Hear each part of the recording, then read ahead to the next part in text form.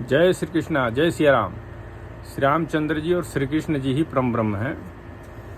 गीता भागवत में लिखा हुआ है कि वेद से भगवान को नहीं जाना जा सकता। वेद कर्म धर्म के लिए हैं, स्वर्ग नरक बताते हैं। वेद स्वर्ग नरक के बारे में बताते हैं, कर्म धर्म के बारे में बताते हैं।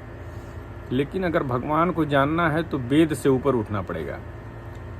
गीता भागवत अध्याय 2 का श्लोक 42-44 से शुरू है। बता रहे हैं कृष्ण जी कि हे अर्जुन, जो भोगों में तन्मय हो रहे हैं, जो कर्म फल के प्रशंसक वेद वाक्यों में ही प्रीति रखते हैं, जिनकी बुद्धि में स्वर्ग ही परम प्राय वस्तु है और जो स्वर्ग से बढ़कर दूसरी कोई वस्तु ही नहीं है, ऐसा कहने वाले हैं, वो अविवेकी जन इस प्रकार की जिस पुष्पित अर्थात दिखाऊ शोभायुक्त वाणी को कहा करते हैं, जो कि जन्म रूप कर्म फल देने वाली एवं भोग तथा ऐश्वर्य की प्राप्ति के लिए नाना प्रकार की बहुत सी क्रियाओं का वर्णन करने वाली हैं, उस वाणी द्वारा जिनका चित्त हर लिया गया है, जो भोग और ऐश्वर्य में अत्यंत आसक्त हैं, उन पुरुषों की परमात्मा में निश्चयात्मिकता बुद्धि नहीं होती।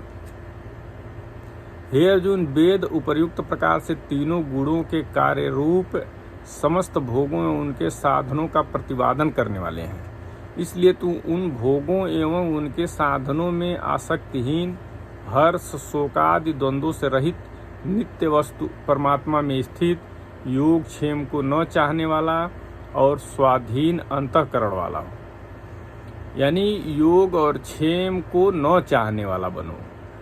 मतलब अप्राप्त की प्राप्ति का नाम योग है और प्राप्त वस्तु की रक्षा का नाम क्षेम है।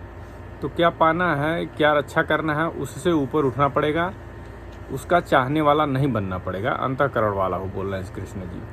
सब ओर से परिपूर्ण जलाशय के प्राप्त हो जाने पर छोटे जलाशय में मनुष्य का जितना प्रयोजन रहता है, ब्रह्म को तत्व से जानने वाले ब्राह्मण का समस्त वेदों में उतना ही प्रयोजन रह जाता है। तेरा कर्म करने में ही अधिकार है, उसके फल में कभी नहीं। इसलिए तू कर्मों के फल का हेतु मत हो तथा तेरी कर्म न करने में ही आसक्ति न हो।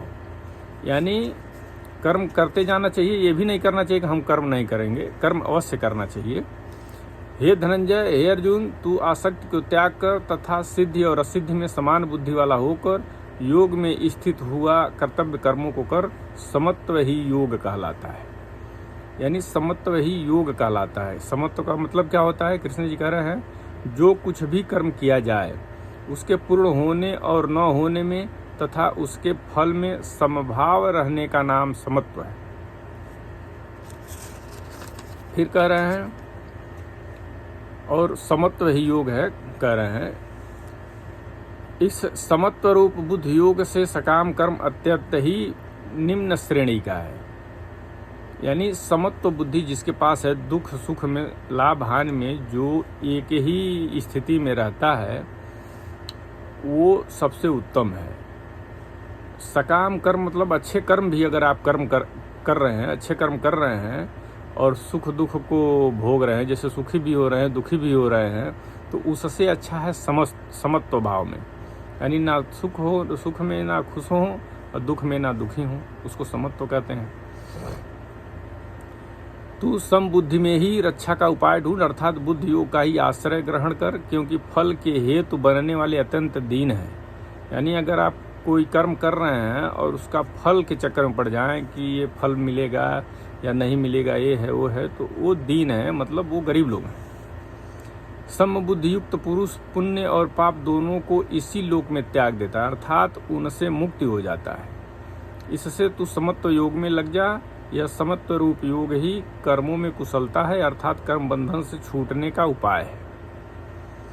क्योंकि समबुद्धि से युक्त ज्ञानी जन कर्मों से उत्पन्न होने वाले फल को त्याग कर जन्म रूप बंधन से मुक्त हो निर्विकार परम पद को प्राप्त हो जाते हैं। जिस काल में तेरी बुद्धि मोह रूप दलदल को भली भांति पार कर जाएगी, उस समय तू सुने हुए और सुनने में आने वाले इस लोक और परलोक संबंधी सभी भोगों से वैराग्य को प्राप्त हो जाएगा। यानी मोह अगर ना हो इंसान में तो वैरागी हो जाएगा, कह रहे हैं कृष्ण जी। भांत भांत के वचनों को सुनने से विचलित हुई तेरी बुद्धि जब परमात्मा में अचल और स्थिर ठहर जाएगी, तब तू योग को प्राप्त हो जाएगा, अर्थात तेरा परमात्मा से नित्य संयोग हो जाएगा। यानी भांति भांति के वचनों को सुनने से, यानी बहुत से लोग बहुत तरह के बात करते हैं भगवान के बारे में। अगर दृढ़ निश्चय आदमी कर ले भगवान के ऊपर, तो परमात्मा से नित्य संयोग हो जाएगा उस आदमी का।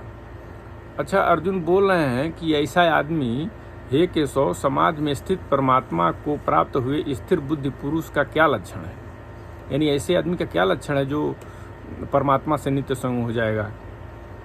वह स्थिर बुद्धि पुरुष कैसे बोलता है, कैसे बैठता है और कैसे चलता है? श्री कृष्ण जी बता रहे हैं। श्री कृष्ण भगवान बोले, हे अर्जुन, जिस काल में यह पुरुष मन में स्थित संपूर्ण कामनाओं को भली भांति त्याग देता है और आत्मा में ही संतुष्ट रहता है, उस काल में वह स्थिति प्रज्ञ कहा जाता है। यानी जिस काल में यह पुरुष मन में स्थित संपूर्ण कामनाओं को, यानी जिस दिन आदमी कह लिया बहुत हो गया, अब नहीं कुछ चाहिए, सारे कामना को नष्ट कर लेगा मन से आदमी, अब सोच लेगा बस जो हो गया, अब कुछ नहीं ज़रूरत है, किसी चीज़ की ज़रूरत नहीं है, उसी दिन वो है आदमी स्थिति प्रज्ञ कहा जाएगा। उसी दिन वो भगवान का हो जाएगा। दुखों की प्राप्ति होने पर जिसके मन में उद्वेग नहीं होता, सुखों की प्राप्ति में जो सर्वथा निष्प्रिय है, मतलब बहुत खुश नहीं है, संभाव में है, तथा जिसका राग, भय और क्रोध नष्ट हो गए हैं, ऐसा मुनि स्थिर बुद्धि कहा जाता है। तो कुल मिला जुला कर भगवान कह रहे हैं, श्री कृष्ण जी कह रहे हैं कि वेद पढ़ने से केवल स्वर्ग नरक के बारे में जाना जाता है और सकाम कर्म करने के बारे में जाना जाता है, अच्छे कर्म कैसे किए जाएं, कैसे रहा जाए, धर्म से कैसे रहा जाए, लेकिन भगवान को नहीं जाना जा सकता। भगवान को गुरु के माध्यम से जाना जा सकता है और गीता भागवत का जो कृष्ण जी कहे हैं गीता भागवत, उससे जाना जा सकता है भगवान को। तो इसलिए आप लोग भी गीता भागवत पढ़ें और प्रवचन सुनें। जय श्री कृष्णा, जय सिया राम।